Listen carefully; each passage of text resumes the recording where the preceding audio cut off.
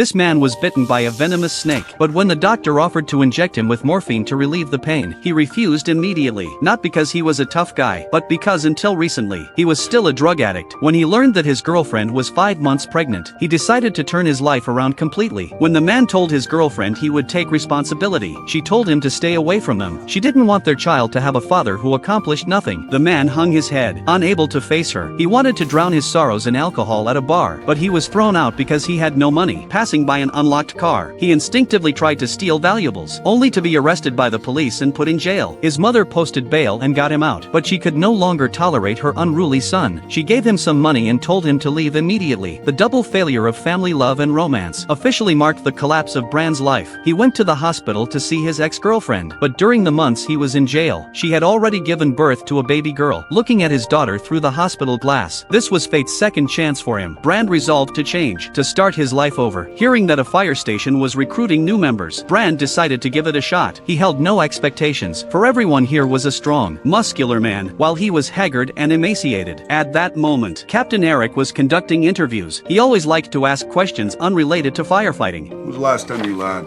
I guess to my mom this morning.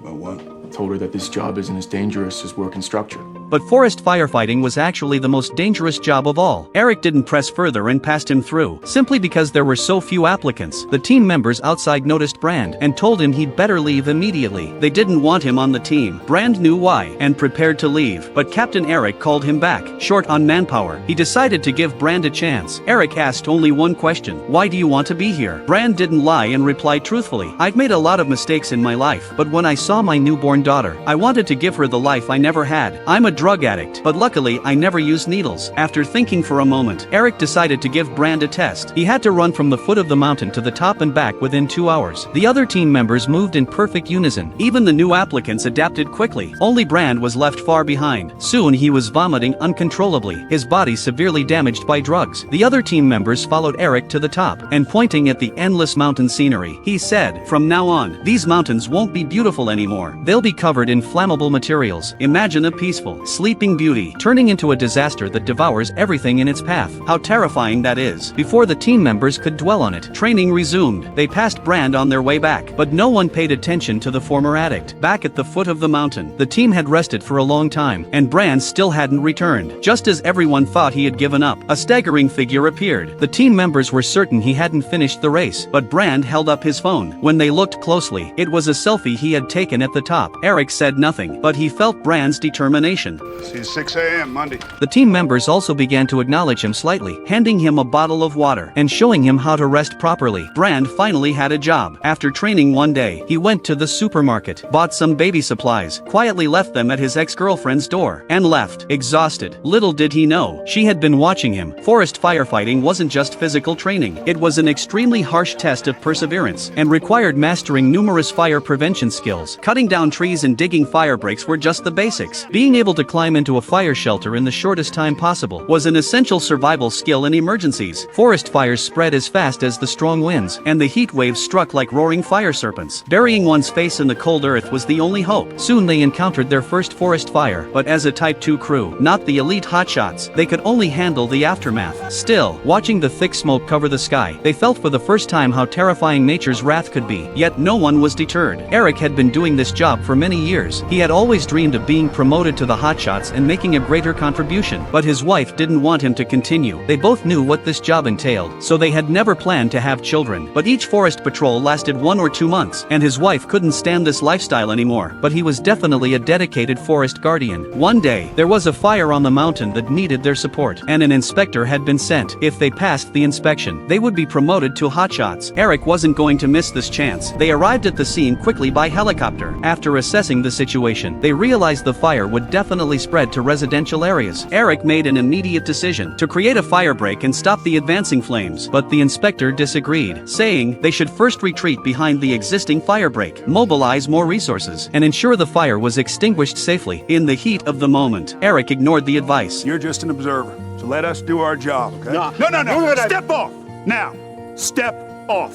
and dismissed the inspector's objection. The team sprang into action. Eric knew this might cost them the promotion, but putting out the fire was the top priority. As night fell, the fire still glowed in the darkness. They finally managed to contain the fire. The sight was breathtakingly beautiful, yet it was like a devil wearing a mask. On the helicopter ride back, the vice captain told Brand, regardless of the inspection result, "Look down there, we saved this place." But back at the base, Eric was consumed with guilt. He feared his stubbornness had ruined their chance of promotion. He angrily slammed his office chair, feeling unworthy of his position. But to his surprise, the inspector didn't hold a grudge. He thought Eric had acted professionally. I've never been so proud.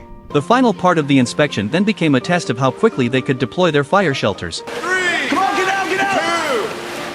1!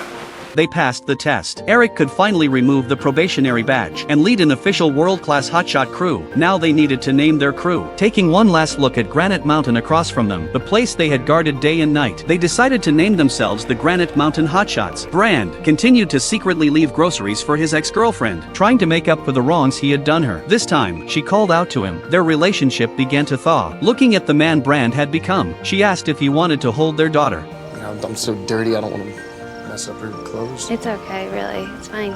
He took his daughter in his arms gently, and Brand finally felt what it meant to be a father. The happiness of that moment washed away all the hardships of training, and he and his ex-girlfriend reconciled completely. Though taking care of a baby was more tiring than fire academy training, Brand loved every minute of it. It turned out that addicts could truly overcome their addiction, especially when they had something worth fighting for. As time passed, his mother also gradually accepted him back into her life, but neither she nor his ex-girlfriend wanted him to keep risking his life, hoping he would find a safer job. Brand said nothing, but a fierce battle raged within him. Firefighters were always on duty, even when on vacation. Spotting thick smoke rising from a nearby mountain, they had to cancel their vacation and return to duty immediately. This time, they received a special mission to protect a 1,000-year-old tree, which had been designated a National Key Protected Object. The team immediately set to work digging fire breaks and burning the flammable materials around it. The raging fire surged like a turbulent wave, but the few of them stood firm like an iron wall, standing tall like guardians. In the end, the fire was contained within the firebreak, and the ancient tree was fully protected. To commemorate this special operation, the fire crew decided to take a group photo to mark the moment. During the celebration that night, Brand found Eric and asked him to transfer him to a structural fire department. He had never had a father figure in his life, and he couldn't let his daughter grow up the same way. This made Eric both angry and helpless. Everyone knew how dangerous this job was, but no one had ever said it out loud. On his way home, Eric told his wife about it, and surprisingly, she shared Brand's feelings. She didn't want her husband to continue having endured so many lonely nights waiting for him. She wanted a complete and happy family, but her husband had devoted most of his time to fighting fires. That night, they had a fierce argument. Eric went to talk to his good friend, reminding him of a past fire rescue mission that had been extremely dangerous, with a fire that was completely uncontrollable. In the haze, he had seen a fire bear emerge from the heat waves, a surreal vision. That was the most spectacular sight of his life, staying with him to this day. But now, the flame of the fire bear in his heart had burned out. It was time to embrace an ordinary life. When he got home that night, he found his wife crying on the bed, under the soft light. Eric promised that by the end of the year, he would apply for retirement. He was truly getting old, and it was time for the younger generation to take over. The next morning, Eric received a call. A fire had broken out in a neighboring city and needed reinforcements. Eric kissed his wife goodbye, promising her he would be home for her famous homemade dinner that night. On the way, he told the vice captain that he would hand over the team to him after this year. Finally able to embrace happiness and enjoy his twilight years, when they arrived at the fire scene, they sprang into action. This time, as a support crew, their task was relatively easy. They quickly dug the fire breaks. At that moment, Eric found Brand and apologized for scolding him the night before. No one had the right to dictate another person's life, so he would arrange for Brand's transfer after this mission. Meanwhile, the team members began burning the fire break, but suddenly, a plane flew overhead and extinguished their controlled burn, mistaking it for the wildfire. Helpless, they had to dig a second fire break. Brand was assigned to reconduct surveillance, and since his task didn't involve heavy labor, he bragged to the team members before saying a cheerful goodbye. Arriving at the observation post, he began his surveillance, but just then, the wind direction suddenly changed, and the wind speed increased sharply. The fierce fire began to rush toward him. Brand immediately reported the situation and hurried to evacuate, but human running speed was insignificant at that moment. How could anyone outrun a fire that surged like ocean waves? Thick smoke quickly engulfed the area, followed by walls of fire blocking his path. As his consciousness began to fade, other rescue teams teams in the area rushed to his aid, pulling him back from extreme danger and safely evacuating him to a secure area. Meanwhile, after receiving Brand's report, Eric also led his team to evacuate. But by then, the fire had become even more uncontrollable. The ranch where they planned to take shelter was already surrounded by flames.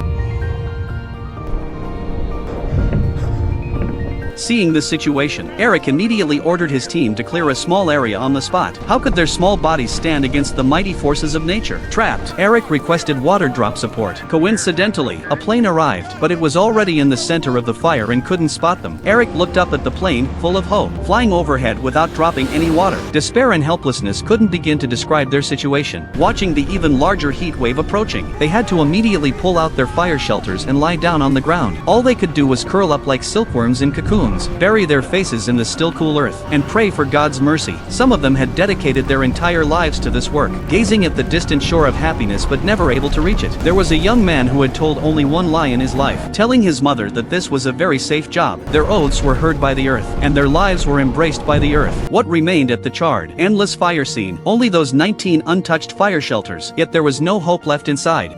Medic on scene. 19. Confirmed. Brand was filled with anger and remorse. Only he was left barely surviving. All grief and anger turned into a roar, yet it was so insignificant. Eric's wife also received the notification. At that moment, her world lost all color.